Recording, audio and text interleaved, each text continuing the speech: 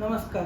विद्येची आराध्य दैवत क्रांतीची सावित्रीबाई फुले, आपल्या महाराष्ट्राचे कुलदैवत छत्रपती शिवाजी महाराज, धर्माचे रक्षण करणारे धर्मवीर संभाजी महाराज, आपल्या विदर्भाचे दैवत राष्ट्रसंत तुकडोजी महाराज, कर्मयोगी गाडगे महाराज, डॉक्टर बाबासाहेब आंबेडकर, अण्णाभाऊ साठे अशा प्रकारच्या सर्वच महापुरुषांना मी नमन करतो आणि आपणा सर्वांचे मनपूर्वक स्वागत. मी निशांत ओली, BO forensic science second year, Shri Shivaji science college Amravati चा विद्यार्थी. इनोव्हेटर्स युथ फाउंडेशन आयोजित भव्य ऑनलाईन वक्तृत्व स्पर्धा 2024 मध्ये मी या ऑनलाईन प्लॅटफॉर्मद्वारे माझा विषय मांडतो आहे. तरुणांच्या मनातील भारत. आणि तरुणांच्या मनातील भारत ही संकल्पना जरी माझ्या मनात आली तर मला सर्वात महत्त्वाचे वाटते ती म्हणजे बेरोजगारी. बेरोजगारीचा दर आज आपल्या भारत देशामध्ये खूप वाढत चाललेला आहे.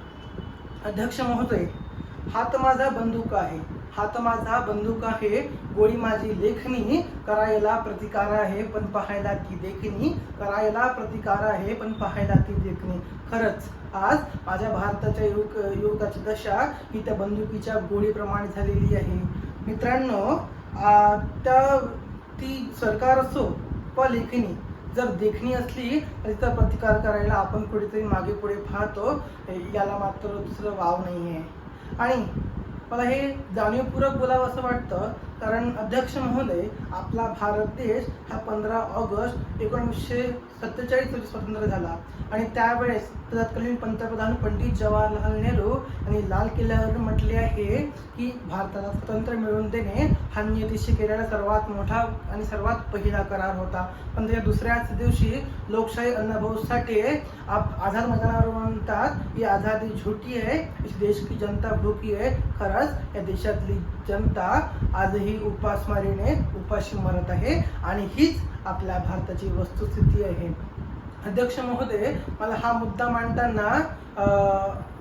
मुद्दा मांडावासा वाटतो कारण आपला भारत देश हा युवकांनी भरलेला आहे आणि त्याच भारतातला तोच युवक आज मात्र बेरोजगार झालेला आहे.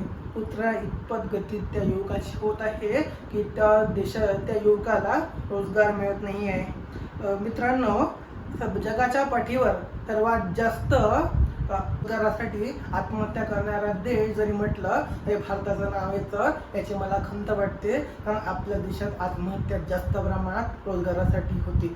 आणि अवघ्या त्या कोरोनाच्या काळापासूनच बघा, कोरोनाच्या काळापासूनच आपल्या युवकांच्या, आपल्या देशातील लोकांच्या नोकऱ्या चालल्या गेल्या आणि बेरोजगारीचा दर हा दिवसेंदिवस वाढत चालला गेला.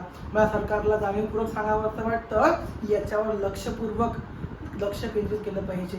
आपल्या सन्माननीय पंतप्रधान नरेंद्र मोदीजींच्या म्हणण्यानुसार 2047 पर्यंत आपला देश हा महासत्ता बनेलच, याची काही खंत नाही, याचा गेला काही दुसरा वाव नाही.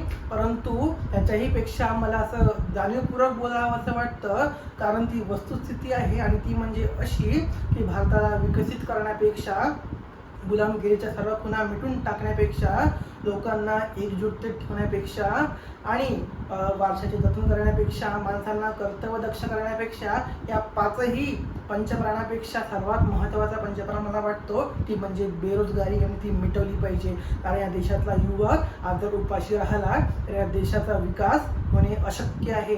आणि हे जर झालं आणि जर सर्वांना रोजगार मिळाला तर नक्कीच आपण सर्वजण मिळून आपल्या देशाला विकसित करण्याचे काम करू. शेवटी माझ्या विषयाला संक्षिप्त रूपात बोलताना मी एवढंच म्हणेन की जबाबदाऱ्या खांद्याला आता थोडा आधार पाहिजे, जबाबदाऱ्या खांद्याला आता थोडा आधार पाहिजे.